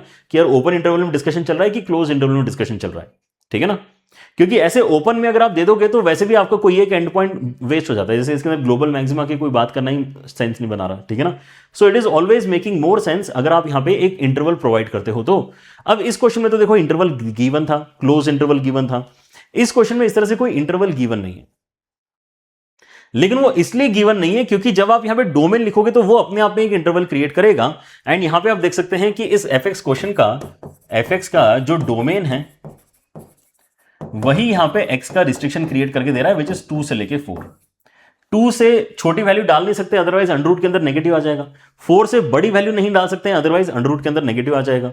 सो कहने के 2 एंड 4 के बीच में आप वैल्यूज डाल सकते हो, जैसे 3 डालने से इसको भी दिक्कत नहीं है क्योंकि वो 2 से बड़ा है, और 3 डालने से इसको भी दिक्कत नहीं है क्योंकि वो 4 से छोटा है, ठीक है ना। सो 2 और 4 के बीच में जो भी आप यहाँ पे नंबर सोच सकते हो वो सब आप इनपुट में डाल पाओगे, and this is the interval जिसके ऊपर आपको बात करनी है, राइट। सो एंड पॉइंट्स, इसका मतलब 2 एंड 4 हमारे लिए इंपॉर्टेंट रहेंगे इस क्वेश्चन में। इसके अलावा और कौन से पॉइंट इंपॉर्टेंट रहेंगे उसके लिए ऑब्वियसली डिफरेंशिएशन करना है, क्योंकि क्रिटिकल पॉइंट्स निकालने हैं, राइट। सो क्रिटिकल पॉइंट निकालेंगे। क्रिटिकल पॉइंट जो आपके होते हैं वो डेरिवेटिव इक्वल टू 0 भी अलाउड करते हैं और डेरिवेटिव नॉट डिफाइंड भी अलाउ करते हैं, ठीक है ना। सो अगर आप देखोगे ध्यान से तो आपका जो डेरिवेटिव है वो आएगा कितना, डेरिवेटिव अगर आप यहां पे निकालते हो 3 एंड देन अंडर रूट का derivative 1/2 under root of x - 2 बनेगा। आगे आपका यहां पे जो डेरिवेटिव है वो 1/2 अंडर रूट के अंदर 4 - x बनेगा, लेकिन 4 - x का डेरिवेटिव -1 एक्स्ट्रा आपको यहां पे लिखना चाहिए, समझे कि नहीं। चेन रूल तो यहां पे भी लगा था, लेकिन x - 2 का डेरिवेटिव 1 होता है, तो 1 मल्टीप्लाई करके सेंस नहीं बन रहा, लेकिन यहां पे -1 बन रहा है तो उसको तो लिखना पड़ेगा, और इसको मैं क्या कर सकता हूं, 0 के बराबर कर सकता हूं, है ना। ये 0 कहां कहां पे हो रहा है। सो आप यहां पे क्या नोटिस करते हैं कि इस टर्म को राइट हैंड साइड में भेजना इजी है, ये काम कर लेते हैं। सो 3/2 अंडर रूट के अंदर x - 2 and right hand side में आ जाएगा आपका 1/2 अंडर रूट के अंदर 4 - x। तो यहां से 2 एंड 2 हम कैंसिल कर सकते हैं, and now we can square and check कि x की क्या वैल्यू यहां पर निकल कर आ रही है। स्क्वायर करके यहां पे 9 बनेगा, क्रॉस मल्टीप्लाई करके कितना हो जाएगा, 9 times of 4 - x, right hand side में कितना आ जाएगा, x - 2। So what is that giving us, 36 - 9x is equal to x - 2, मतलब यहां से आ जाएगा आपका 10x is equal to 38। 10x is equal to 38 मतलब x का वैल्यू आपका आ गया है यहां पे 19/5 के बराबर। So we have only one additional critical point apart from the end points which we have already identified as 2 and 4। तो ठीक है, जैसे हमने पिछले क्वेश्चन में 4 जगह अपने वैल्यूज कैलकुलेट किए थे, इस बार तो और आसान ही है, 3 ही जगह कैलकुलेशन आ रही है, ठीक है ना। कर लो, तीनों जगह वैल्यू कैलकुलेट करके बता दो कि क्या क्या आंसर्स आ रहे हैं, तो हम कंपेयर करके निकाल लेंगे वैल्यू। सो मुझे लगता है कि f ऑफ 19/5 निकालना सबसे इंटरेस्टिंग है, इसी को पहले निकालते हैं। चलो, फंक्शन 19/5 पे क्या क्रिएट हो रहा है, 19/5 अगर आप यहां पे डालते हो तो 19/5 यहां पे कैंसिल करके 9/5 बनेगा, 9/5 सिंप्लीफाई करके 3/√5 बनेगा, मतलब ये 9/√5 बनेगा। तो पहला वाला टर्म आपका 9/√5 बन गया। फिर प्लस अगले वाले में क्या हो रहा है, ऐसे ही कैलकुलेशन अगर आप यहां पे करते हैं तो अगला वाला आपको क्या आंसर क्रिएट करके देगा, देखो जरा। 19/5 डालना है, यहां पे 19/5 डालोगे, एलसीएम लेके ये 20 बनेगा, 20 - 19 1 बनेगा, 1/5 है, अंडर रूट लेके 1/√5 है, 1/√5 यहां पर आपको मिला है, मतलब ये ओवरऑल हो जाएगा आपका 10/√5। 10/√5 इज बेसिकली 2 × 5, तो एक 2 तो अलग कर लो और 5 को √5 से कैंसिल कर √5 आपके यहां पे बच जाएगा, मतलब 2√5 आपके यहां पर है ना वैल्यू आ रहा है, 2√5 ये कोई एक वैल्यू है। Apart from this what value we need to calculate is कि f ऑफ 2 का वैल्यू कितना है एंड साथ साथ f ऑफ 4 का वैल्यू कितना है। सो 2 डाल के देखेंगे तो ये 0 हो जाएगा, 2 यहां पे डालेंगे तो आपको √2 मिलेगा, 4 यहां पे डाल के 0 हो जाएगा, 4 यहां पे डालेंगे तो आपको 3√2 मिलेगा। तो ये 3 आपके पास में गोले हैं, इन तीनों गोलों में से अब आप डिसाइड कर लो कि भाई सबसे बड़ा गोला कौन सा है, सबसे छोटा गोला कौन सा है, ठीक है ना। सो मिनिमम तो ये दिख रहा है √2। अब 2√5 बड़ा है कि 3√2 बड़ा है, ये आपको नोटिस करना है। जब भी इस तरह से रूट वाली क्वांटिटीज में आपको नोटिस करने में दिक्कत आए, उनको स्क्वायर करके कंपेयर किया करो, ठीक है ना। इसका स्क्वायर करोगे तो 18 आएगा, इसका स्क्वायर करोगे तो 20 आएगा, तो ये बड़ा हो गया मतलब, ठीक है ना। तो ये बड़ा वैल्यू हो गया, ये छोटा वैल्यू हो गया, ये बीच का वैल्यू इसको हटा दो, ठीक है ना, ये हमारे काम का नहीं है। Alright, great. सो आपका यहां पर alpha square plus 2 beta square हमें निकालना है। अल्फा क्या है, आपका मिनिमम वैल्यू है। सो अल्फा का वैल्यू मतलब क्या हो गया, √2 हो गया, और बीटा आपका अगर मैक्सिमम है तो हो जाएगा आपका यहां पे 2√5 के बराबर। क्या करने के लिए बोला जा रहा है आपको, alpha square plus 2 beta square calculate करने के लिए बोला जा रहा है, मतलब 2 + 2 टाइम्स ऑफ 20, मतलब ये हो जाएगा आपका 42 इस क्वेश्चन का फाइनल आंसर, ठीक है ना। 42 इस क्वेश्चन का फाइनल आंसर बेसिकली बनता है। ए ऑप्शन मतलब आपका करेक्ट है, डन है। चलिए, सो क्लोज इंटरवल कई बार इस तरह से डिस्गाइज फॉर्मेट में भी आपको मिल सकता है, जहां पे एग्जैक्टली दिया तो नहीं है, लेकिन हमने यहां पे डोमेन रिस्ट्रिक्शन से वो इंटरवल आइडेंटिफाई किया है।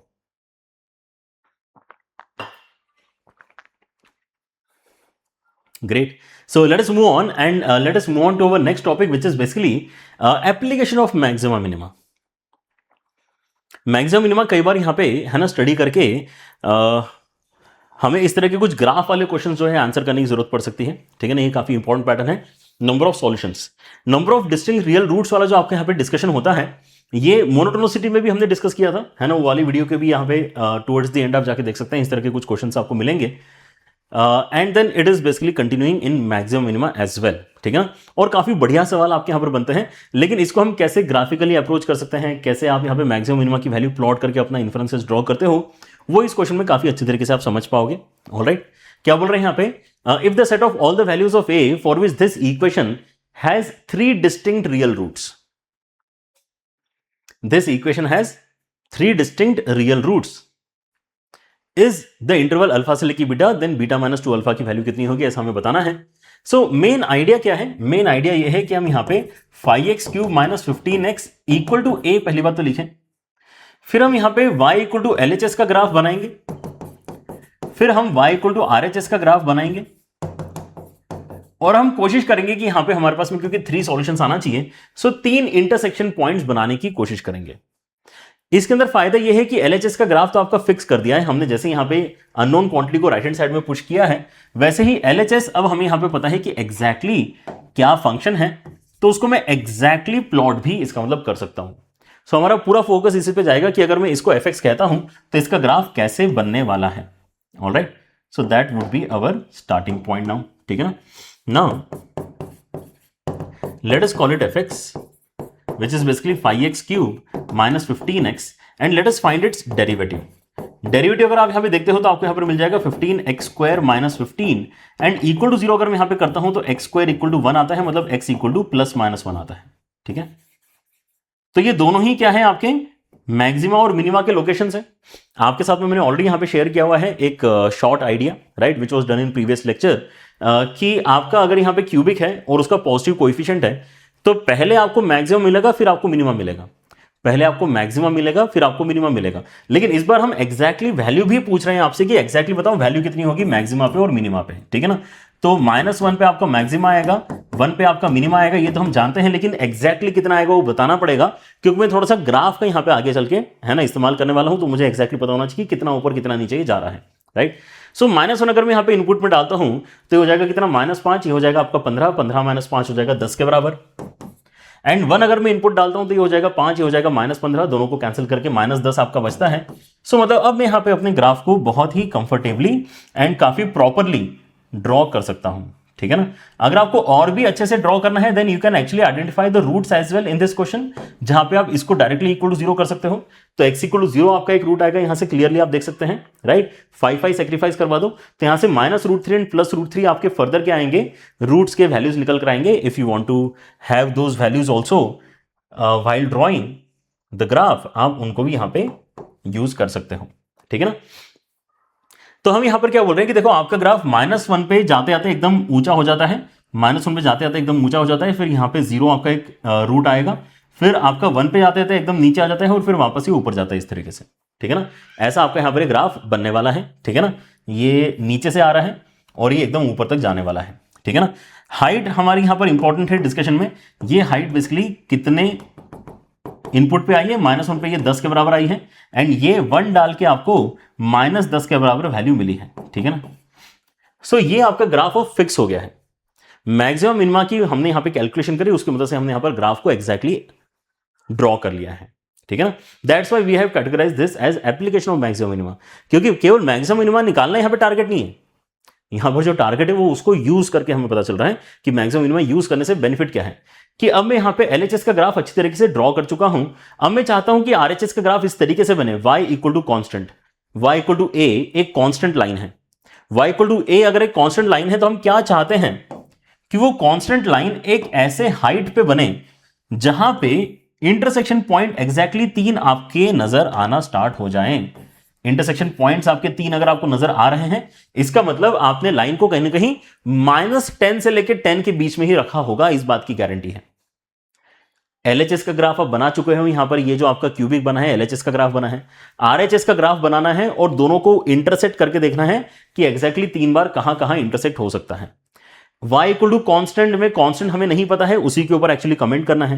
y इक्वल टू कॉन्स्टेंट एक हॉरिजॉन्टल लाइन होती है, ठीक है ना। हॉरिजॉन्टल लाइन अगर आप यहां पे बहुत ऊपर कर दोगे, 11 पे लेके जाओगे, तो 11 पे अगर लेके जाओगे तो ये केवल एक ही बार कट कर पाएगा। बहुत नीचे लेके जाओगे, लेटर से -15 पे लेके जाओगे, तो -15 पे लेके जाओगे तो फिर से यहां पर एक ही बार इंटरसेक्ट करेगा। आपको तो यहां पे इंटरसेक्शन पॉइंट्स कितने दिखने चाहिए? 3 दिखने चाहिए, क्योंकि ग्राफिकली जो आपके रियल रूट्स होते हैं वो एज इंटरसेक्शन पॉइंट्स ग्राफ में नजर आते हैं। दैट इज द लॉजिक, ठीक है ना। तो आपको यहां पर इसका मतलब अपने हॉरिजॉन्टल लाइन को कहां से कहां तक वेरी करने की परमिशन है? -10 से लेकर 10 के बीच में वेरी करने की परमिशन है। That's what is the conclusion, ठीक है ना। मतलब आपका जो अल्फा बीटा है वो कितना आ रहा है? -10 से लेकर 10। सो अल्फा की वैल्यू आपकी -10 आ गई, बीटा की वैल्यू आपकी 10 आ गई। सो बीटा -2 अल्फा कितना हो जाएगा? 10 minus 2 times of -10, that is giving us 30 as the final answer. समझो, अल्फा आपका -10 के बराबर है ना, तो ये 20 हो जाएगा, और बीटा तो आपका 10 के बराबर है ही है। सो 30 इस क्वेश्चन का फाइनल आंसर बेसिकली आपका बनेगा। डन है, ठीक है। एप्लीकेशन बेस्ड अगर मैं यहां पे सवाल की बात कर रहा हूं, then another pattern is basically this is also pretty interesting one, और ये भी काफी बार पूछा जाता है। Let A be the region enclosed by the parabola y square is equal to 2x and the line x equal to 24. Then the maximum area of the rectangle inscribed in the region A is how much? Maximum area of rectangle बनाना है, ठीक है ना। सो अब ध्यान से देख लो यहां पर इस तरह के सवाल, क्योंकि अब कैसे भी बनाए जा सकते हैं। कई बार यहां पर सवाल पैराबोला के साथ में बनाया वो दिखाई देगा, जैसे कि यहां पर है। हो सकता है कि सवाल आपका यहां पे ट्रायंगल के साथ में बना दे, ठीक है ना। ट्रायंगल के साथ भी यहां पर बना हुआ सवाल आया है कि यार मेरे पास में यहां पे एक ट्रायंगल है, एंड अब इस ट्रायंगल में आप क्या कर रहे हो? एक रेक्टेंगल बनाने की कोशिश कर रहे हो, है ना। ऐसा भी सवाल बेसिकली पहले आ चुका है, राइट। अभी क्या हो रहा है? अभी बेसिकली पैराबोला के अंदर आप एक रेक्टेंगल बना रहे हो। ऐसे ही हो सकता है कि आप सर्कल के अंदर ट्रायंगल बना रहे हो, सेमी सर्कल के अंदर रेक्टेंगल बना रहे हो। एवरीथिंग कैन बी डन, ठीक है ना। लेकिन ये पैटर्न आपका अगर आप एक बार समझ जाते हो तो आगे फिर आपको यहां पे इस तरह के सवालों में दिक्कत एक्सपेक्टेड है कि नहीं आएगी, ठीक है ना। So what are we doing? Area A is enclosed by y square is equal to 2x and x equal to 24. So let us draw the graph first. So y square is equal to 2x basically एक right opening parabola है, right opening parabola ऐसा बना लेते हैं, ठीक है। और हमारे पास में क्या है? हमारे पास में एक वर्टिकल लाइन है x equal to 24. x equal to 24 is a vertical line, ठीक है, ऐसी बना लेते हैं। ऑलराइट, फिर क्या करना है? अब इस रीजन को तो हमने क्रिएट कर लिया है ना, इन दोनों कर्व्स की मदद से, ग्रीन और व्हाइट की मदद से आपको यहां पे एक रीजन बनते हुए नजर आ रहा है। Then maximum area of rectangle जो इसके अंदर इंस्क्राइब किया गया है वो कितना होगा, ये हमें निकाल के बताना है। तो अगर आप यहां पे रेक्टेंगल बना रहे हो तो कैसे बन रहा है, थोड़ा सोच के देखो। इंस्क्राइब किया जा रहा है, इंस्क्राइब अगर कर रहे हैं इसका मतलब क्या है कि उसके जो वर्टिसेस हैं वो इस रीजन के बाउंड्री पे लाई करने चाहिए। वर्टिसेस इस रीजन के बाउंड्री पे लाई करने चाहिए, ठीक है ना। So something like this can be thought of, alright. And then इसको भी आप ज्वाइन कर लो तो यहां से भी आपका एक रेक्टेंगल कंप्लीट हो जाएगा, राइट। सो इस तरह का कोई रेक्टेंगल बेसिकली आप यहां पे बनाने की कोशिश कर रहे हो, एंड आप नोटिस कर सकते हो कि आप यहां पे अपने एक पॉइंट को भी अगर यहां पे फिक्स कर लोगे तो उसके हिसाब से बाकी सारे पॉइंट्स आपके ऑटोमेटिकली फिक्स हो जाते हैं, ठीक है ना, क्योंकि आपको रेक्टेंगल बनाना है ना। तो सुनो, अगर मैं आपको कहता हूं कि आपने क्या किया है, आपने इस पर्टिकुलर पॉइंट को फिक्स कर दिया है, लेट से इस पॉइंट को आपने P बोला, तो क्योंकि रेक्टेंगल बन रहा है ना, तो आपको क्या करना पड़ेगा, आपको यहां पे इसके ही डायरेक्शन में परपेंडिकुलर जाना पड़ेगा, राइट। मतलब एक्स एक्सिस के पैरेलल जाना पड़ेगा और फिर एक्स एक्सिस के परपेंडिकुलर जाना पड़ेगा, ठीक है ना। तो ये पॉइंट फिक्स हो जाएगा जो इंटरसेक्शन पॉइंट है, ये पॉइंट फिक्स हो जाएगा जो इंटरसेक्शन पॉइंट है, एंड ऑब्वियसली यहां से राइट जाके जो आपका इंटरसेक्शन पॉइंट आएगा वो भी अपने आप फिक्स हो जाएगा, ठीक है ना। तो एक पॉइंट आप यहां पे फिक्स कर लो, उसके हिसाब से आपके यहां पे बाकी सारे पॉइंट्स भी डिफाइन हो जाएंगे। और ये सोचो कि अब आप इसको चेंज कर रहे हो, अगर आप कहीं और लेके चले जाओ तो इस पॉइंट को, तो क्या होगा, अगर आपने लेटर से ये वाला पॉइंट यहां पे नहीं लेके यहां लिया होता तो यहां से लेके यहां तक आपकी एक लाइन आती, फिर यहां से लेके यहां तक जाती, फिर यहां से लेके ऊपर जाती, एंड देन यहां से लेके यहां तक आती, ये आपका रेक्टेंगल बनता। तो अब आप देख पा रहे हो ना कि दोनों रेक्टेंगल्स का एरिया अलग अलग है। आप अगर और आगे लेके चले जाते तो क्या होता, और अगर आप आगे लेके चले जाओगे तो भाई यहां से लेके यहां तक, फिर यहां से लेके यहां तक, फिर यहां से लेके यहां तक, एंड देन यहां से लेके यहां तक, ऐसा रेक्टेंगल बनता। आप अगर और पीछे लेके आते तो आपका रेक्टेंगल ऐसा बनता। तो आप जैसे जैसे यहां पे अपने इस पॉइंट की लोकेशन चेंज कर रहे हो, आपको अलग अलग साइज के रेक्टेंगल्स मिल रहे हैं, तो ऑब्वियसली कोई ना कोई एक लोकेशन ऐसा आया होगा जहां पर आपको मैक्सिमम एरिया मिला होगा। कोई ना कोई ऐसा लोकेशन डेफिनेटली आया होगा जहां पर आपको मैक्सिमम एरिया मिला होगा, हमें उसी लोकेशन के बारे में आइडिया लेना है और मैक्सिमम एरिया फिर निकाल के बताना है, ठीक है ना। सो ऐसे क्वेश्चन में बेस्ट होगा कि हम यहाँ पे अपने पॉइंट को पैरामीट्रिक फॉर्मेट में अज्यूम करें, एंड पैरामीट्रिक फॉर्मेट में अज्यूम करने के लिए आप यहाँ पे 2t² मान लो, ठीक है ना, क्योंकि यहाँ पे एक 2 पहले से है ना, तो 2t² माइनस से ये 4 हो जाएगा और 4t² का अंडर रूट हम इजीली ले पाएंगे। This might not be in line with the kind of parametric coordinates that we usually suggest, but this is easy, है ना। हम कोई पैराबोला का कोई क्वेश्चन थोड़ी सॉल्व कर रहे हैं, हम तो मैक्सिमम मिनिमा के लिए अपने पॉइंट्स को कंसीडर करने की बात कर रहे हैं। So any point which lies on this curve is good to go. तो हम यहाँ पे 2t² 2 एक्चुअली ना प्रीफर करेंगे रादर देन सम फ्रैक्शन। जो आप स्टैंडर्ड यहाँ पे y² 4x वाला यहाँ पे थॉट लेके चलोगे, उसके अंदर फ्रैक्शन क्रिएट होगा आपका, that is fine, we don't have to take that exactly, ठीक है ना। ओके, सो आप अगर इस पर्टिकुलर पॉइंट को यहाँ पे पकड़ते हो तो ये क्लियर है कि ये वाला पॉइंट आपका कितना हो जाएगा, ये वाला आपका पॉइंट बेसिकली, क्योंकि ये x = 24 वाली लाइन है, ठीक है ना, तो ये 24,0 है, ये हो जाएगा आपका 24,2t, है ना। ये कितना हो जाएगा, ये आपने एग्जैक्टली नीचे जाके अपना पॉइंट बनाया तो x कोऑर्डिनेट तो आपका चेंज होगा नहीं, तो हो जाएगा आपका 2t², and y coordinate exactly पलट के -2t हो जाएगा। और यहां पे आप क्या बोलोगे कि ये वाला पॉइंट जो है आपका, ये हो जाएगा 24 के साथ में -2t। ये सुनो, जैसे मैंने आपको बोला था कि एक पॉइंट आप मान लो, एक पॉइंट मान लोगे तो बाकी सारे पॉइंट्स हम काफी इजीली रेक्टेंगल होने की वजह से लिख पाएंगे, उसमें कोई प्रॉब्लम नहीं है, right. What else can we notice कि यार रेक्टेंगल के एरिया को डिफाइन करने के लिए मुझे यहां पे हाइट और विड्थ पता होनी चाहिए। तो हाइट तो बहुत ही क्लियर है, -2t से लेके +2t तक का आपका यहाँ पे जर्नी कवर हो रहा है, मतलब 4t के बराबर हाइट आप यहां पे कह सकते हो कि एग्जिस्ट कर रही है। और विड्थ में आप यहां पर बोलोगे कि आपने कहां से कहां तक की जर्नी कवर करी है, आपने 2t² से लेके 24 तक की जर्नी कवर करी है, मतलब ये हो जाएगा आपका कितना, ये हो जाएगा आपका 24 - 2t², ये आपका लेंथ हो जाएगा, ये आपका विड्थ हो जाएगा, राइट। सो एरिया अब मैं यहां पे डेफिनेटली लिख सकता हूं इस रीजन का जो क्रिएट हो रहा है, एंड एरिया का एक्सप्रेशन क्रिएट करना जरूरी है क्योंकि हमें उसी एक्सप्रेशन को मैक्सिमाइज करना है, ठीक है ना। तो हम किसी भी फंक्शन को मैक्सिमाइज करने के लिए क्या करते हैं, वही काम यहां पे हम करेंगे। सो एरिया का यहां पर वैल्यू कितना निकला है पहले वो नोटिस करो, ये है 4t, मल्टीप्लीकेशन में है ये वाली quantity which is 24 - 2t²। Simplify करने के लिए आप यहां पे 2 बाहर निकाल सकते हैं, तो ये 8t हो जाएगा, एंड देन ये 12 - t² बनेगा, एंड फर्दर t को अंदर भेज दो तो 8 टाइम्स ऑफ यहां पे 12t - t³ आपको मिल रहा है, ठीक है ना। सो ये क्या है, it is some function of t, इसको हम ft भी कह सकते हैं, लेकिन कोई दिक्कत नहीं, आप यहां पे इसको a बोल के रखा है, तो a नाम का जो फंक्शन है, हमें उसी चीज को तो क्या करना है, उसी चीज को मैक्सिमाइज करना है, और वेरिएबल क्या है आपका t है। तो हम यहां पे यही कहेंगे कि यार a का जो डेरिवेटिव है वो कहां 0 हो रहा है, वो हम चेक करेंगे with respect to this variable t, right. So आपका डेरिवेटिव का थॉट यही है, मैक्सिमम मिनिमम निकालने के लिए यही एक चीज आपको बार बार हेल्प करेगी कि जिस भी चीज का मैक्सिमम मिनिमा आपको करना है, उस चीज के लिए पहले एक एक्सप्रेशन रेडी कर लो, और फिर वो जो एक्सप्रेशन रेडी हुआ है उसको डिफरेंशिएट करके देखो कि वो 0 कहां पे हो रहा है, क्योंकि डेरिवेटिव जहां पर 0 होता है वहीं पे मैक्सिमम मिनिमा बन सकता है और कहीं नहीं बनेगा, ठीक है ना। सो ये बन जाएगा आपका कितना, 8 के साथ में basically 12 - 3t², and equal to 0 करने पे आपको मिल जाता है t² = 4, मतलब t का वैल्यू आ जाएगा आपका 2 के बराबर। t² = 4 में t का वैल्यू -2 भी आ सकता है, लेकिन इट डजंट मेक सेंस, क्योंकि हमने यहाँ पे 4t को लेंथ माना है, मैंने यहाँ पे जो 2t वाला पॉइंट है वो फर्स्ट क्वाड्रेंट में मार्क किया है, तो मेरे फिगर के हिसाब से तो यहाँ पर t पॉजिटिव है, और इसलिए मैं यहाँ पर जो है माइनस को इग्नोर करते हुए केवल +2 यहाँ पर t की वैल्यू कंसिडर कर रहा हूं, ठीक है। ऑलराइट, सो आपको यहाँ पे t की वैल्यू 2 मिल गई, तो ये तो डन है ना क्वेश्चन, क्योंकि आपको यही तो पता करना था कि आपका मैक्सिमा किस लोकेशन पे एग्जिस्ट कर रहा है, and that is existing at t = 2। सो अगर आप यहाँ पे a की वैल्यू निकालते हो फॉर t = 2, तो कैलकुलेशन कितनी है बस ये बता दो, ठीक है ना। a मैक्स जो आपका यहाँ पे निकलेगा वो कितना हो जाएगा, यहाँ पे 8 टाइम्स ऑफ 24 - 8, मतलब कितना हो जाएगा 8 टाइम्स ऑफ 16, मतलब कितना हो जाएगा ये 128 के बराबर।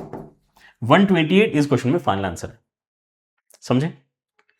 जो भी आपको यहां पे चीज मैक्सिमाइज करनी है, उस एक्सप्रेशन को पहले डिफाइन कर लो in terms of one single variable, multiple variable नहीं होना चाहिए।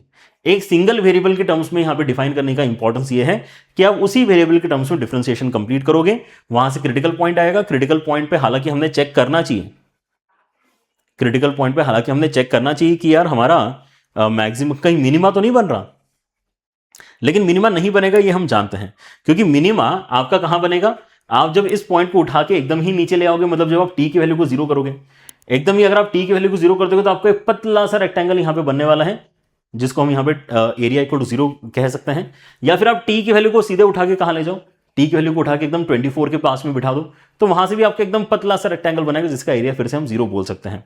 मतलब जीरो बनने की पॉसिबिलिटी है, तो बीच में जो भी कुछ हुआ है टी इक्वल टू 2 कहीं ना कहीं बीच में हो रहा है, ठीक है ना। किसके बीच में हो रहा है, इस इंटरवल में कहीं ना कहीं हो रहा है, राइट। मतलब ये मैक्सिमम वाला ही लोकेशन रहा होगा, क्योंकि इस तरफ एक्सट्रीम पे जाके और उस तरफ एक्सट्रीम पे जाके तो वैल्यू एक्चुअली कम हो रही है, ठीक है ना। तो हमें सेकंड डेरिवेटिव टेस्ट यहां पे लगाने की जरूरत नहीं है। हालांकि अगर आप लगाओगे तो यहां पे क्लियरली दिख रहा है कि वैल्यू आपकी नेगेटिव आ रही है। सेकंड डेरिवेटिव टेस्ट आप लगा सकते हो, लेकिन ये समझो कि वो क्वेश्चन में अगर आप करते हो एज ए सॉल्यूशन प्रेजेंट करने के लिए, एग्जाम में अगर आप यहां पे काम करते हो तो आपका टाइम वेस्ट ही हो रहा है। क्योंकि अगर यहां पे मिनिमा बन रहा होता, तो मैक्सिमम बनता कहां पे, एंड पॉइंट्स पे मिनिमा बन रहा है और यहां पे मिनिमा बन रहा है, तो मैक्सिमा का कोई पॉइंट ही नहीं आया, ऐसा तो हो ही नहीं सकता ना, ठीक है ना। और वैसे भी सवाल में अगर मैक्सिमम पूछा है तो मैक्सिमा ही आ रहा होगा। This is also good enough logic, ऐसा कोई बुरा नहीं है इसके अंदर, ठीक है ना। सो आप यहाँ पे यूजुअली जो सेकंड डेरिवेटिव टेस्ट है वो स्किप कर सकते हो, लेकिन बुक्स में आपको दिखेगा, है ना, क्योंकि करेक्ट सॉल्यूशन तो ये है जहां पर सेकंड डेरिवेटिव टेस्ट लगाकर हम ये चेक करते हैं कि मैक्सिमम बना या मिनिमा बना, ठीक है ना।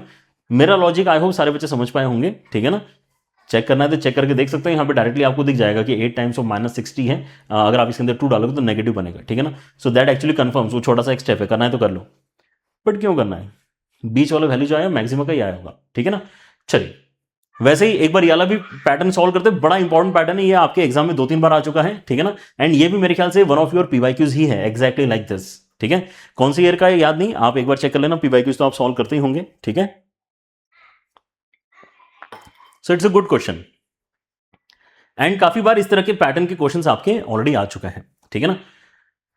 A wire of length 20 meter is to be cut into 2 pieces, okay, 2 हिस्से कर दिया हमने यहाँ पे। Piece of length L1 is bent to make a square of area A1 and the other piece of length L2 is made into a circle of area A2। और फिर ये जो एक्सप्रेशन आपका है, इस एक्सप्रेशन को ये मिनिमाइज कर रहे हैं, इस एक्सप्रेशन को अगर ये मिनिमाइज कर रहे हैं तो आपका L1 और L2 का जो आपने कट किया है वो कुछ पर्टिकुलर रेशो में आपने किया होगा, एंड वही रेशो फिर यहां पे πL1:L2 आपसे पूछा गया है कि इनमें से कौन सा आंसर आपका आना चाहिए, ठीक है ना। सोचो पहले सिनेरियो क्या है, हमारे पास में एक वायर है ऑफ लेंथ 20, हमने इसके 2 टुकड़े कर दिए L1 और L2। ऑब्वियसली क्योंकि ये ओवरऑल 20 लेंथ का था, तो आप यहां पे एक छोटी सी इक्वेशन L1 + L2 = 20 ये तो लिखना चाह ही रहे हो, जल्दी बताओ ये सोनो, इतना तो लिख ही लेते हैं, क्या कहते हो कि L1 + L2 तो देखो 20 हो गई। अब आपने L1 के साथ में कुछ किया है, L2 के साथ में कुछ किया है। L1 के साथ में आपने बोला कि आपने उसके साथ एक स्क्वायर का कंस्ट्रक्शन कंप्लीट किया। अगर आपने L1 लेंथ का इस्तेमाल करके स्क्वायर बनाया तो स्क्वायर किसी तो साइड लेंथ का बनाया होगा आपने, लेट से आपने A साइड लेंथ का स्क्वायर बनाया है, ठीक है ना।